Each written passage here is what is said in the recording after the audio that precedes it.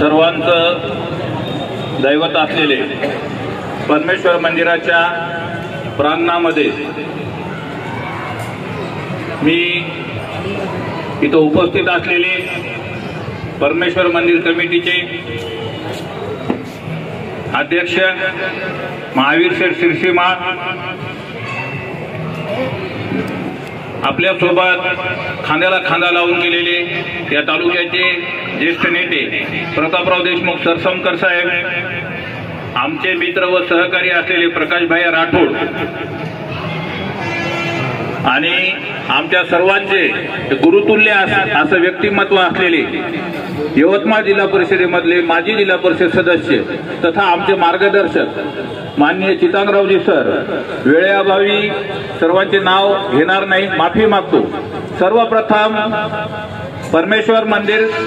संस्थान कमिटीनं जो नवनिर्वाचित आमदार जे आपल्या सर्वांच्या लाडकं नेतृत्व असलेलं, ज्यानं सत्तापद कोणतं सुद्धा नसताना आपल्या मतदारसंघामध्ये एक विकासाचं वादळ उभं केलं, ते सगळं उभं करताना माननीय एकनाथभाई शिंदे साहेबांनी या विभागाचे, या लोकसभा मतदारसंघाचे माजी खासदार हेमंतभाऊ पाटील यांनी त्यांना भरभरून असं सहकार्य केलं आणि त्यातून हे सगळ्या गोष्टी आपण शक्य करू शकलो। असे आपल्या मतदारसंघाचे सर्वांना सांगताना मला सुद्धा मनस्वी सांगताना आनंद होत आहे आणि तेवढाच आनंद आपल्या सर्वांना सुद्धा झालेला आहे। असे या मतदारसंघाचे आमदार साहेब माननीय भाऊरावजी कदम कोहळीकर साहेब, बंधूंनो, सर्वप्रथम आम्ही हा विजय जिल्हा प्रमुख या नात्यानं मी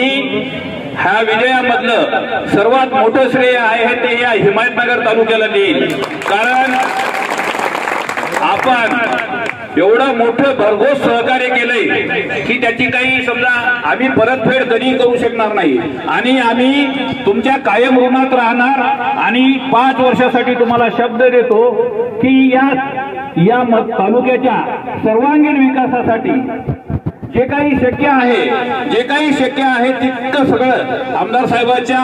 माध्यमातून होईल अशी मी त्यांच्या वतीनं तुम्हाला शब्द देतो। या शहरामध्ये सुद्धा आपल्याला ज्ञात अज्ञात जेवढ्या काही मंडळींनी या तालुक्यामध्ये सहकार्य केलेलं आहे, खरं म्हणजे त्यांचे सुद्धा आभार आपल्याला खूप मानणं गरजेचं आहे।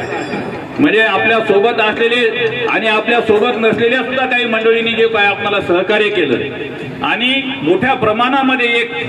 भाऊरावजी कदम साहेबांच्या मागं उभं राहण्याची जी काही आपली राहण्याचं एक आपण खरं म्हणजे त्यावेळेला काही लोकांना खूप असं दडपणाखाली होते, पण सर्व दडपण झुगारून आपण सर्व मंडळींनी भरपूर मोठ्या प्रमाणामध्ये सहकार्य केलं। त्यातल्या त्यात विशेष अजून या मतदारसंघामधील विशेषतः आदिवासी समाज आणि मोठ्या प्रमाणात असलेला बंजारा बांधव सुद्धा खूप मोठ्या प्रमाणामध्ये आमदार साहेब भाऊरावजी कदम साहेब यांच्या पाठीमागे उभा राहिला। आम्ही त्यांचे सुद्धा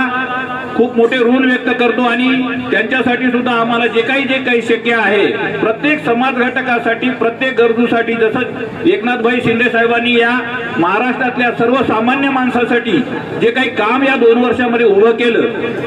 ते काम त्या पद्धतीनेच पुढे आपल्या मतदारसंघात नेण्यासाठी आपले आमदार वचनबद्ध राहतील एवढे मी त्यांच्या वतीने सांगतो आणि थांबतो। जय हिंद, जय महाराष्ट्र। या मतदारसंघातील जनतेनं भाऊरावजी कदम कोहळीकर यांच्या रूपाने एक शिवसेनेचा आमदार विधानसभेमध्ये सर्वसामान्यांचे प्रश्न पाठवण्यासाठी एक सर्वसामान्य उमेदवार इथून निवडून दिलेला आहे। नक्कीच आपण जसं प्रश्न विचारला त्या पद्धतीने या आदगाव आणि हिमायतनगर मतदारसंघामधल्या दोन्ही तालुक्यामध्ये तहसील असू द्या, पंचायत समिती असू द्या किंवा अन्य कोणी कृषी विभाग असू द्या, या सर्व विभागामध्ये